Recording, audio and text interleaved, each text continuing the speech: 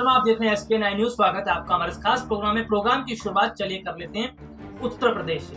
उत्तर प्रदेश में पंचायत चुनाव हुए। पंचायत चुनाव बड़े स्तर पर हुए और इस चुनाव से योगी सरकार को बहुत बड़ी उम्मीद थी, लेकिन पंचायत चुनाव के दौरान जो स्थितियां देखने को मिली कि बड़ी संख्या में जो शिक्षक थे उनकी कोरोना की वजह से उनकी मौत हुई, उनका निधन हुआ।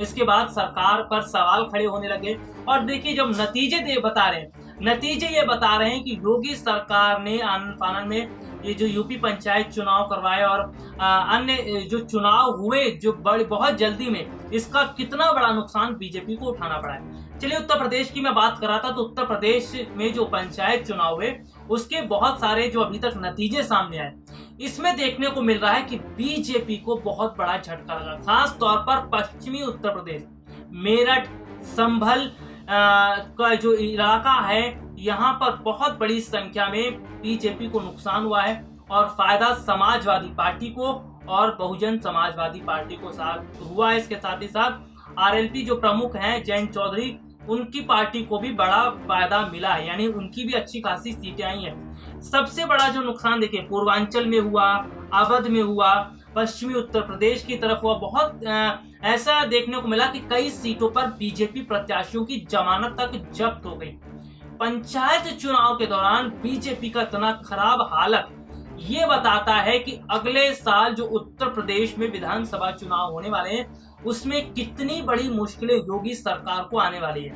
और अगर पश्चिमी उत्तर प्रदेश की बात करूं तो वहां पर एक बहुत बड़ा जो तबका है वो जाट समुदायों का है और किसान खेती पर ये लोग निर्भर है, यानी कि किसान आंदोलन का बहुत बड़ा असर यूपी पंचायत चुनाव पर देखने को मिला है। और किसानों ने बीजेपी को यह बता दिया है, मैसेज दे दिया है कि किसानों से पंगा लेकर सरकार ने कितनी बड़ी गलती की है। और कहीं ऐसा ना हो उत्तर प्रदेश का अगले साल का विधानसभा चुनाव का जो नतीजा रहेगा वो भी कुछ इस तरह का हो। हालांकि अगर मैं बात करूं उत्तर प्रदेश के अंदर एक बड़े स्तर पर ऑक्सीजन की कमी और दवाइयों की कमी के कारण जो लोग मरे हैं, इसका भी प्रभाव उत्तर प्रदेश के चुनाव में देखने को मिलेगा। और सबसे बड़ी बात ये भी है कि योगी सरकार अपनी पीठ थपथपाती रही और ये कहती रही कि यूपी में सब ठीक है, दवाइयों की कमी नहीं है, ऑक्सीजन की कमी नहीं है, लेकिन जो तस्वीरें वहां से निकलकर सामने आई, जो तस्वीरें बयां कर रही थी, अस्पतालों से जो तस्वीरें निकलकर सामने आई, उसने ये इशारा कर दिया कि उत्तर प्रदेश में न सिर्फ दवाइयों की कमी है बल्कि बड़े स्तर पर ऑक्सीजन की कमी भी देखने को मिल रही है। और इसका बहुत बड़ा नुकसान जो है वो देखने को मिला है और देखने को आने वाले समय के चुनाव में भी मिलेगा। चलिए एक रिपोर्ट आपको दिखाते हैं किस तरह से ये जो पंचायत चुनाव है इसमें बीजेपी को बहुत बड़ा झटका लगा और इसके साथ ही साथ समाजवादी पार्टी और बहुजन समाजवादी पार्टी को बड़े स्तर पर फायदा मिलता हुआ नजर आया। देखिए ये खास यूपी पंचायत चुनाव के नतीजे क्या सामने आए, इस सारी तस्वीर ही खुलकर सामने आ गई। जी हां, यूपी पंचायत चुनाव में जिस तरह से सपा और बसपा को बड़े स्तर पर बहुत भारी फायदा मिला है और देखने को मिला कि कई सीटों पर इनकी जीत हुई है। इससे ये पता चला है कि यूपी पंचायत चुनाव में न सिर्फ बीजेपी को बड़ा झटका लगा बल्कि अगले साल के विधानसभा चुनाव में भी बीजेपी को बड़ा झटका लग सकता है। यूपी पंचायत चुनाव के रुझान की अगर बात की जाए तो पूर्वांचल, अवध और मध्य यूपी में बीजेपी को सपा से कड़ी टक्कर देखने को मिली। यहां तक कि प्रधानमंत्री नरेंद्र मोदी के संसदीय क्षेत्र वाराणसी और अयोध्या में भी बीजेपी पीछे ही दिखी। वहीं पश्चिमी यूपी में भी बीजेपी अपनी जमीन खोती हुई नजर आई। अजीत सिंह की पार्टी आरएलडी ने जाटों के बीच यहां अपनी पैठ बना ली है। कुल गणना में अभी बीजेपी शीर्ष पर है, लेकिन अगर यही ट्रेंड रहा तो चुनाव के नतीजे पार्टी के लिए खतरे की घंटी से कम नहीं है।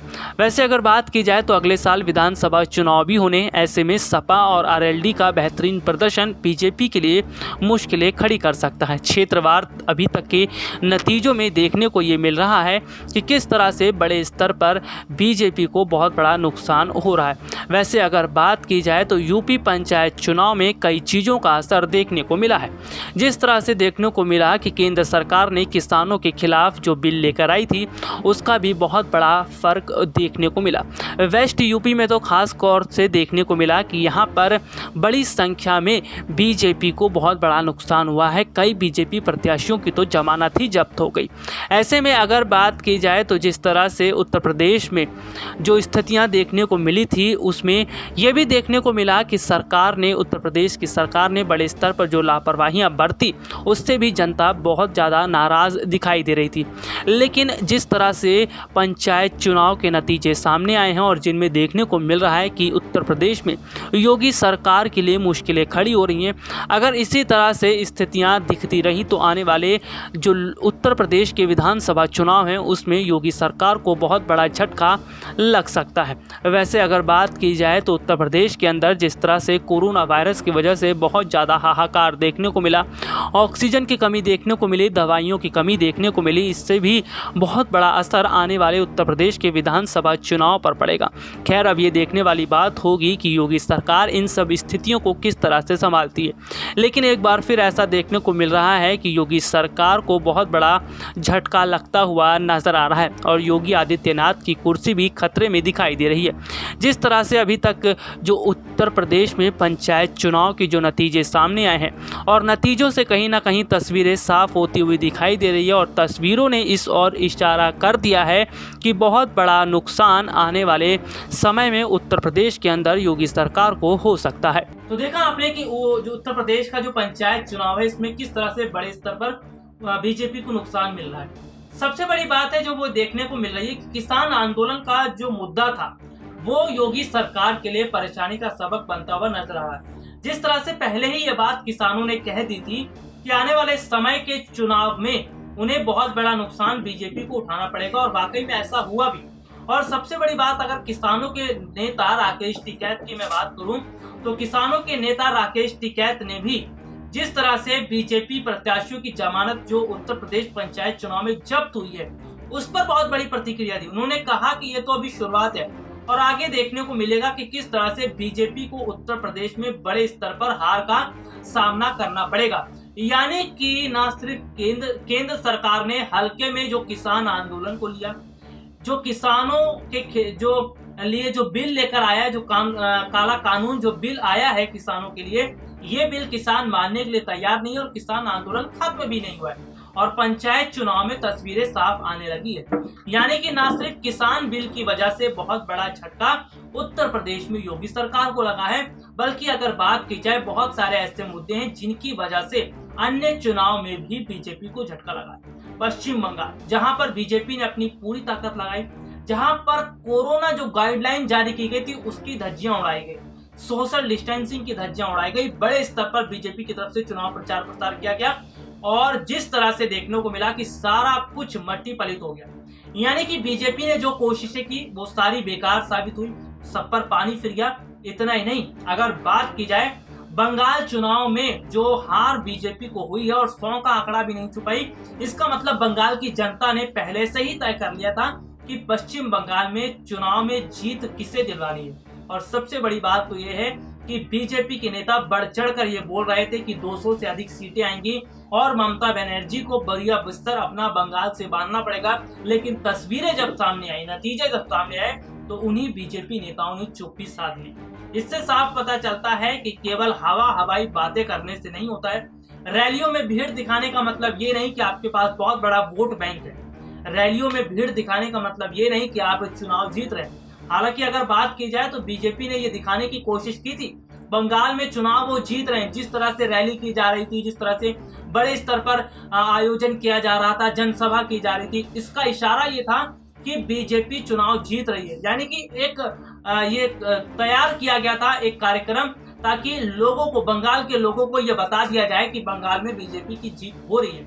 लेकिन सारी कोशिशें बेकार साबित हुई और बंगाल की जनता ने ममता बनर्जी का साथ देकर ये बता दिया कि ममता बनर्जी ही बंगाल की सत्ता पर रहेंगी। वहीं बंगाल में जब बड़े स्तर पर ममता बनर्जी की जो जीत हुई, बहुमत के साथ जीत हुई, उसके बाद ममता बनर्जी ने बंगाल के लोगों का धन्यवाद किया और खास तौर पर यह बताया कि बंगाल के लोगों की ये जीत हुई है। लेकिन कुल मिलाकर अगर देखा जाए तो पश्चिम बंगाल का जो चुनाव था उसको जीतने के लिए बीजेपी ने काफी कोशिशें की। और चलिए हम उत्तर प्रदेश की वैसे बात कर रहे थे, तो चुनाव पर बात होती है तो हर जगह पर बात करनी जरूरी होती है। और उत्तर प्रदेश की हम बात कर लेते हैं। उत्तर प्रदेश पंचायत चुनाव की तस्वीरें बहुत कुछ बयां कर रही है, यानी उत्तर प्रदेश में अब बदलाव होने वाला है।